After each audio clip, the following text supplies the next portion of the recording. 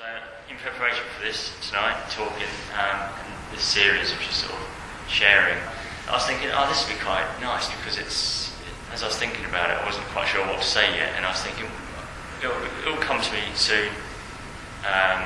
It won't need to be as sort of, it can be quite a bit lighter, because it could just be my own sort of testimony if I want it to be. Not sure what it's going to be. Not entirely sure what to say.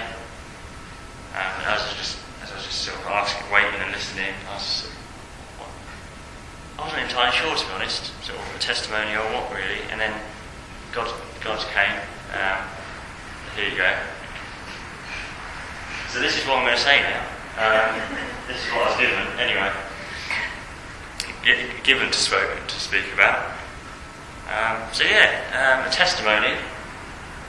To some extent, some of you may have already heard bits of my testimony from different times of talking, but I'm really interested now talking about what comes after the end of my testimony, which is usually when I become a Christian.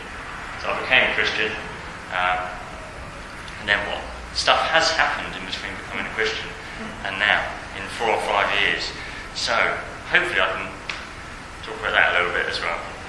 So, as a Christian now, it's been amazing looking back in some respects. I'm very much a person of looking forward, but sometimes it's amazing to look back at how God has been at work in times when I wasn't aware of it. So before coming to faith, I wasn't aware of it, but then you look back and you think, he was here, leading me there, and there, to here.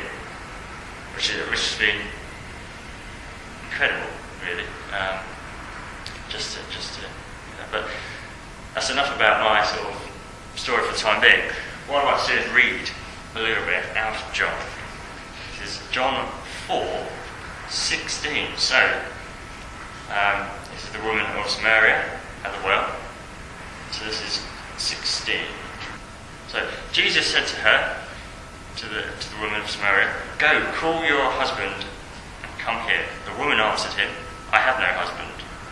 Jesus said to her, already knowing, he said, "You're right in saying I have no husband, for you have had 5 husbands, and one you now have is not your husband.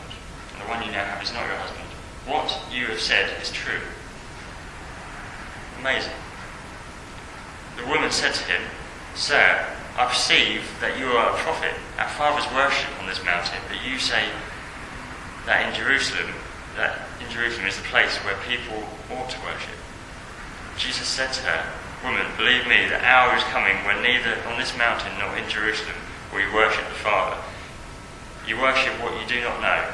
We worship what we know, for salvation of the Jews is from the salvation of the Jews." So, let's move forward a little bit. The woman says to him, "I know that Messiah is coming, he who is called the Christ. When he comes, he will tell us all things." Jesus said to her, "I who speak to you am he." So he directly says to her, I am that Christ. I am Jesus. Just then his disciples came back. They marvelled at that he was talking with the woman, but no one said, "What do you seek?" or "Why are you talking with her?" So the woman left her water jar and went away into the town and said to the people, "Come and see a man who told me all that I ever did. Can this be the Christ?" So he's done this marvel. He's told her about herself, about really, as a human being, without meeting her, without knowing her. Obviously, as God, he already knows. He's shown her this amazing miracle. And in some ways, or in every way,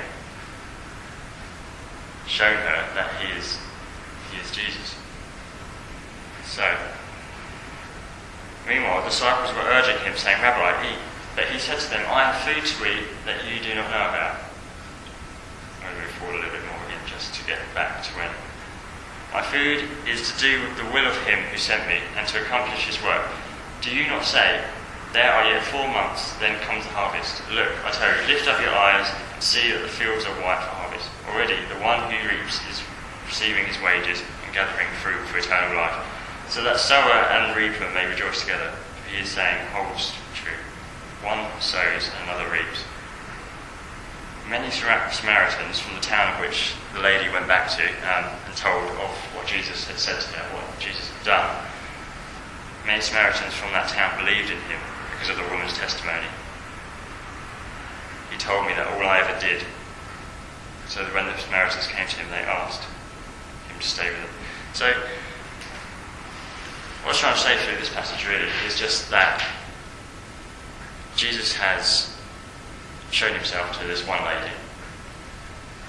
This lady has gone away, told people of him, and then they believed in him also. So she had seen the miracle for herself. He showed her the miracle firsthand.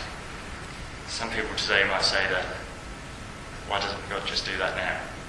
Show us a miracle. Or even myself included, I would have said, if God is real, why doesn't he just show me that he's real? It's as simple as that really, isn't it? It's that sort of thing. It's kind of, why doesn't he? So, going back to becoming a Christian, it was through people's actions, their experiences, that I really learned what Christian was, I suppose. Sort of learnt about it in school, learnt about Jesus, learnt about the Bible, but what is a Christian? How can it relate to today? How is it present today in today's world? And I suppose going into young life, I saw my leaders being really kind, really welcoming, really open. And I wondered, sort of, this is a bit strange. What do they want? They're almost being too nice. Over time, I realised that was God working in them, and that's what Christianity was like. So then, after going through young life, I reached a point where I sort of needed the next step, the next stage, where to go next. I sort of learned what it's like to be a Christian, seen it, experienced it. How can I do that? I want to do that now. So I went. I was invited by one of my young life leaders to Wormley Free Church, morning service, and there, which was a really, really nice step really, because it was very, very similar to that young life feel of just, you're welcome here, come in, how are you, want to know you personally, get involved, be a part of this, want to be there for you, show kindness, and then over the years, it's been amazing to become part of that wonderful family, a strong family. I know it's always there. I hope likewise, should anyone ever need anything. So that was that really. That's sort of a little bit of my story of becoming Christian, how I got into it. So the whole thing of miracles, I want to see a miracle. I suppose the answer to that really, when I was saying, why doesn't God just show us something? Why doesn't he just come down and say hello? Or why doesn't he just do something and show that he's real? So the answer to that we know, really, that he does. But for many different reasons, I suppose we don't see it. Or don't believe in it. So it was through watching people. So I suppose asking many of these people I've watched, many of the people in the church, many of the people in Young Life, why you're a Christian, they'd probably say, because I've experienced God. So they have seen the miracles and are expressing what it's like to them, sort of reflecting that, reflecting on that. And I've heard sort of lots of different stories from miracles of sort of being, literally having your life saved to just everyday bits and pieces, really, being guided on who should I go and speak to today, should I go here, there, little smaller things, really. And similar in my own life, I've experienced massive, my first ever prayer, a real serious prayer to a God, of which I was told about, was, I really want to do some magic now. I really want to go and perform some magic. And then within 5 minutes, someone asked me to perform some magic. And that's when I started to think, oh, this works. There's something real with this. But then, as it went on, more serious I believe that was God. Back then, I probably didn't at the time. I was probably thinking more, coincidence, isn't it? But over time, bigger things started happening, and I started challenging God, rightfully or wrongly, really. But I sort of said, "Show me something," and He did. And then that's the definite point. I remember changing into a Christian, and then even to this day. So I went up to Edinburgh over the weekend to perform some magic at a wedding. Very kindly was asked to go up, and it was a Sunday, and I sort of booked Friday to Monday up there because it just worked out the cheapest, really. So I had the whole Sunday to do stuff, and I thought it'd be nice to find a church in Edinburgh to go and see. And I know a few Young Life people in Edinburgh, so maybe I could go to their church and sort of go along, really. So I was directed to this church called Central Church in Edinburgh.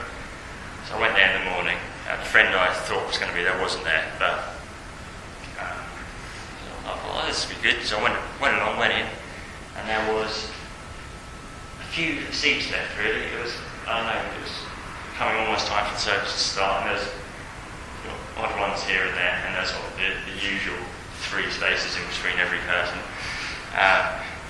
So I sat in one of those spaces, and I'll say hello to someone this morning. Say hello to someone. Say hello. Right. Classic. And then I got talking to this guy right next to me. We're in Edinburgh. Everyone there is pretty much from Edinburgh. Alright. Yeah. So how long are you? I'm just visiting. I'm up here for a wedding. He's like, I'm just up here for the weekend as well. Okay. Where are you from? Harvard. And then we got talking, and it was just incredible to be put next to this person who's pretty much in exactly the same situation as me. And I look at these things now, it's just, God just guides you, even when you're really not asking for it, really when you're not expecting it. And you could say that's a big thing, that's a small thing, but as a Christian, I suppose, over time I started thinking, you sort of, not taking them for granted, but I suppose things that God is doing, sometimes I personally see as, that's alright. So I could overlook that quite easily, really, and think, yeah, that's nice, I saw him. But then I've got to physically think back, and consciously think back, I think, God really set that up. The same way God set up the people who asked me to go to Young Life, the same, God set it up. So the point I'm trying to make this evening, I suppose, with all this, is about sharing our experiences and sharing God's word. Because the same way as those people found Jesus to be who he was through that lady telling him. Because that lady had seen Jesus in action. So, sort of through talks and things with different people, it's been a great relief, especially leading with Young Life. It's just someone told me once is that Christians can't, humans can't make other people Christians. You can't do that. You can't make someone a Christian. Only God can do that, which is a great pressure relief when you sort of got a lot of young people at Young Life who you'd love to guide to God, but then those who have gone to Young Life know what you go through, really. Tired in the face and pushed in the lakes and things. But really we're just creating a way, creating a path. Mark 1:3 is prepare the way for the Lord, make straight paths for him. Just preparing people's hearts, really. So there's obviously lots of different reasons we don't see. I was thinking about this on the way as well, just about how I suppose there's a lot of things in life that distract us from miracles. As Christians, as non-Christians, probably more so when you haven't come to faith from experiencing that, there's a lot of distractions. But even as Christians, I suppose, like myself saying, I get a meal every day, lunch, breakfast, dinner, get in my car, jump in my car. God's providing all of that, all of those different things with incredible opportunities. Tim was saying about how God's creating that little explosion in the engine of your car to make it go. I was thinking, if I didn't have these things, and perhaps those who live in less wealthy places, wealthy countries, who may not get food for a couple of days, do they get to see more miracles? Because they're not being distracted so much. Their food 3 times a day. People that come and help them. The water that hasn't dried up yet. Do they see these miracles more? But for myself, who quite easily can get whatever it may be, dinner or reasonably, is something I was thinking about. This other little over here. From John 8. John 8:12, which says, it's when Jesus is saying that he is who he is. Again, Jesus spoke to them saying, I am the light of the world. Whoever follows me will not walk in darkness, but will have the light of life. So the Pharisees said to him, you are bearing witness about yourself. Your testimony is not true. Because he's saying he is who he is. Are these people distracted with different agendas? Are they putting things more important in front of that, like their own power, their own needs? They're being distracted. And it's interesting, there was this, I don't know if anyone saw it, Rowan Atkinson had an interview on the One Show, and it was hilarious because he said he was in a Range Rover factory. I don't know, probably sorting out his Range Rover. And someone came along, one of the workers came along. How you doing? One of the workers came along and said, do you know, you remind me so much of Rowan Atkinson. You could be Rowan Atkinson. Before Rowan Atkinson saying, in the most humble of ways, I was in Blackadder. That is me. He was like, and this guy's just getting more and more frustrated and annoyed because he's claiming to be Rowan Atkinson. He's saying, you could make a lot of money impersonating him, and that sort of thing. Rowan Atkinson's saying, calm, and this guy's getting more irritated every time he claims to be him. I suppose the difference here, though, between Jesus claiming to be him, is Jesus wants to know the other person. Rowan Atkinson really wasn't particularly interested in knowing the other person. That didn't really matter that much. But Jesus wants to know us. So imagine how frustrating that must be, claiming to be who he is, and the person not receiving that. Like in the passage I just read, just the verse. He wants to know us, he wants to love us, he wants to guide us. We're not having it. And I've thought that so much in my life, growing up. So, I wanted to just encourage to share those experiences. I mean, even at church, there's one significant time when, I don't know, I might have been feeling low, might have been feeling down.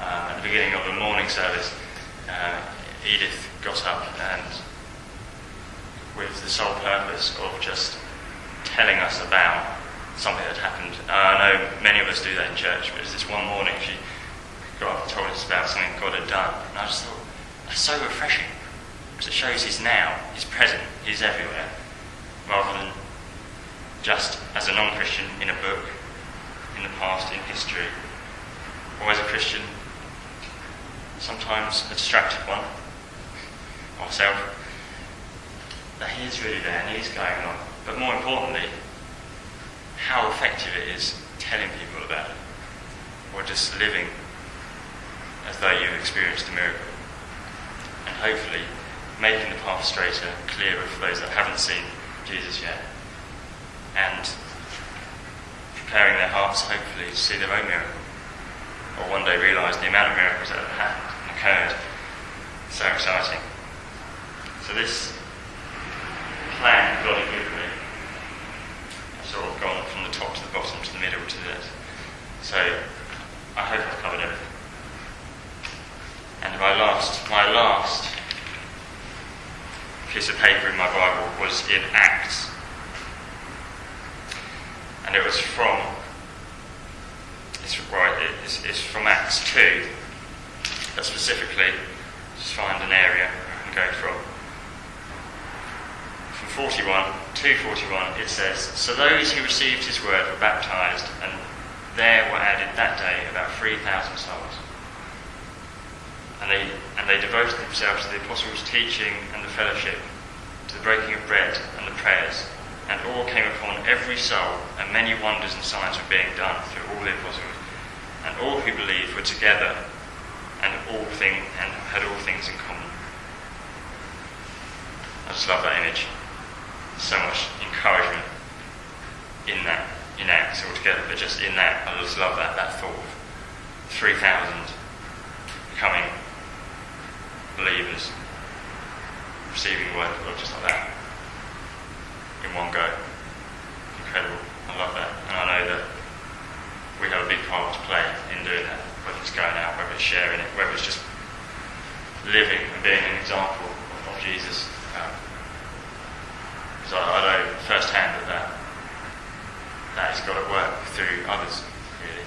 So it's amazing. But yeah, this is an ongoing, open conversation more than a talk. So just thank you very much for